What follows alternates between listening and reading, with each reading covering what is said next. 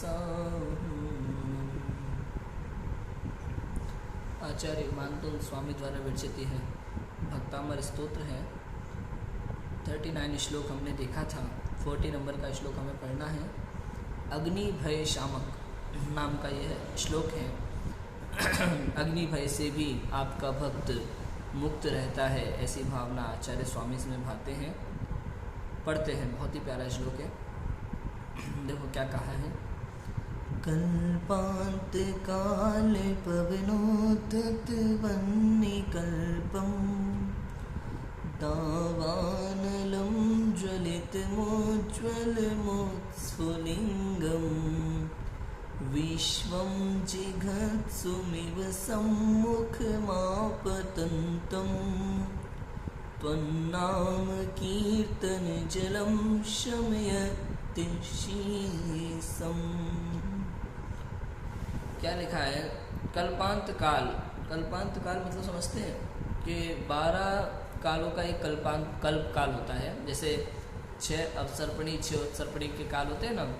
प्रथम, पहला, दूसरा, तीसरा, चौथा, पांचवा, छठा, यह अवसर्पणी के 6 काल। और उत्सर्पणी के छठा, पांचवा, चौथा, तीसरा, दूसरा, पहला, इस तरह से काल चक्र चलता रहता है। अभी अवसर्पणी का 5वां काल चल रहा है, ठीक है, जिसमें हुंडा अवसर्पणी काल चल रहा है। ये हुंडा अवसर्पणी मतलब असंख्यात कल्प काल बीतने पर एक बार हुंडा अवसर्पणी काल आता है, जिस हुंडा अवसर्पणी काल में अनेकों प्रकार की विभिन्न घटनाएं घटती हैं। जैसे तीर्थंकरों के पुत्री होना, 11 रुद्र का उत्पन्न होना,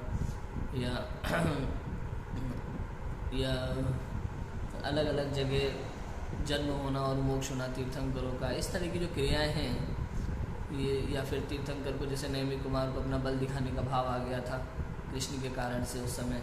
तो इस तरह की जो भी घटनाएं घटी हैं ये सब हुंडा अवसर्पणी काल के कारण से होती है, अन्यथा इस तरह की घटनाएं कभी नहीं घटती हैं, ठीक है। चलो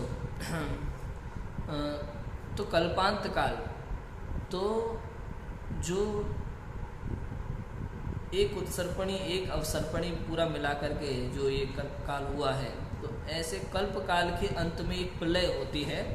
तो जैसे 6वें काल के अंत में एक प्रलय आए तो उस प्रलय से सब कुछ वातावरण ठीक होता है एक तरह से। तो कल्प काल के अंत में होने वाली प्रलय की बात है। तो क्या होता है कल्पांत काल, कल्प काल के अंत में पवनोद्धत अर्थात प्रचंड वायु, पवनोद्धत प्रचंड वायु, वह्निकल्पम मतलब अग्नि के समान, कल्पम कल्पना अग्नि के समान, वह्नि माने अग्नि के समान, दावानलम अर्थात वन की अग्नि, दावानलम वन की अग्नि, चारों ओर वन में जो अग्नि लग जाती है जो फैलती रहती है। ज्वलितम उज्ज्वल अर्थात जलती हुई है, प्रकाशमान हो, मुत्स्वलिंगम जिसमें से चिंगारियाँ निकल रही हो, चारों तरफ चिंगारियाँ निकल रही हो और चारों तरफ रोशनी जला रही हो बहुत।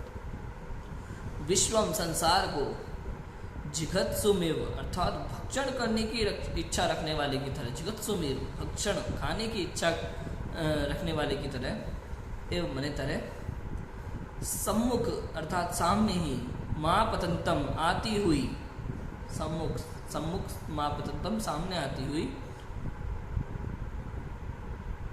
त्वन्नाम कीर्तन जलम शमयंत शेषम अर्थात आपका नाम का कीर्तन उसमें अशेषम माने पूर्ण रूप से शमयति शांत करता है। आपके नाम का कीर्तन उस प्रचंड अग्नि को या कल्पकाल की प्रलय को, आपके नाम का कीर्तन शांत कर देता है। अर्थात यह जीव अग्नि के भय से भी मुक्त रहता है। देखो अर्थ पढ़ते हैं।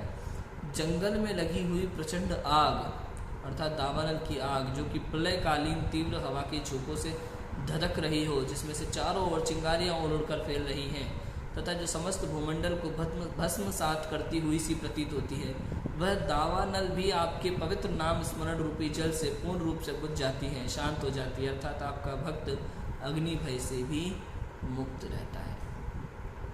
समझ आ गया? अब क्या करें बताओ?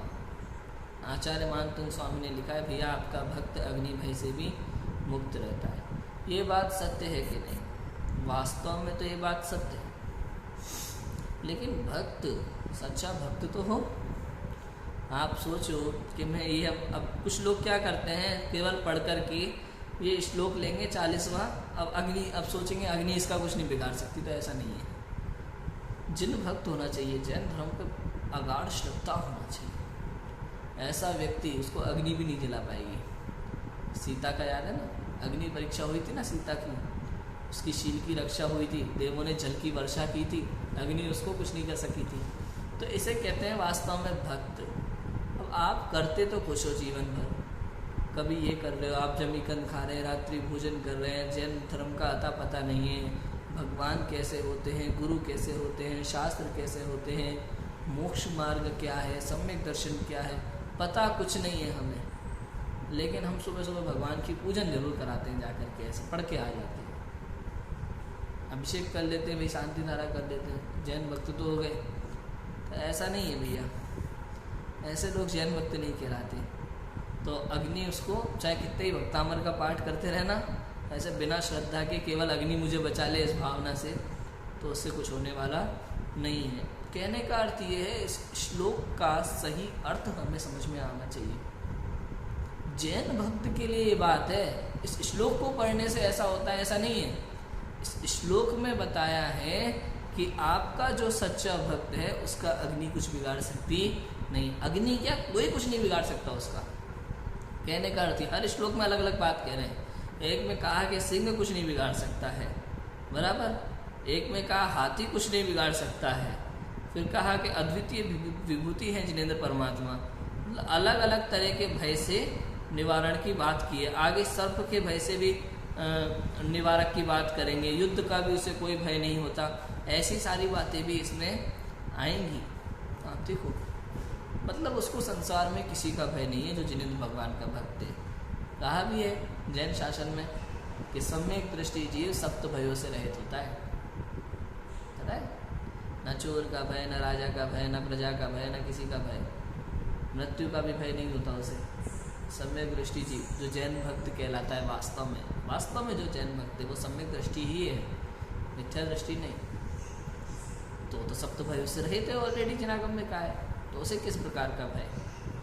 हाँ, एक भय अवश्य होता है जैन भक्त को, केवल जिनाज्ञा को भंग करने का भय। इस तीन लोक में जो सच्चा जैन भक्त होगा, चाहे कोई भी उसके खिलाफ क्यों ना हो, चाहे अपने हो या पराये हो, कोई भी उसके खिलाफ हो, कोई भी उससे नाराज हो, चाहे परिवार ही दूर क्यों ना हो जाए, लेकिन वो जिनाज्ञा का उल्लंघन कभी नहीं करता। उसे जिनाज्ञा को भंग करने का भय सदैव बना रहता है, सदैव बना रहता है। किसी के भी कुछ भी कहने पर, किसी भी कीमत पर वो जिनेंद्र भगवान के उपदेश के विरुद्ध कोई कार्य करता नहीं है। यही सबसे बड़ा भय होता है ज्ञानी जी को, जिनाज्ञा को भंग करने का भय। बाकी ये अग्नि, सांप, शेर, हाथी, ये इसका कुछ बिगाड़ने वाले नहीं हैं। समझ आया? तो इस प्रकार से 40वें श्लोक में कहा कि प्रचंड अग्नि, जो दावानल अग्नि है, पूरे वन को जला के राख कर देने वाली, देखते ही देखते, वो अग्नि भी आपके भक्त को कोई नुकसान पहुंचाने में समर्थ नहीं है। इस प्रकार की बात यह कही है। अब आगे 41 नंबर के श्लोक में सर्प भय दमनक, अर्थात सर्प का भी भय आपके भक्त को नहीं है, ऐसी बात कही जाएगी।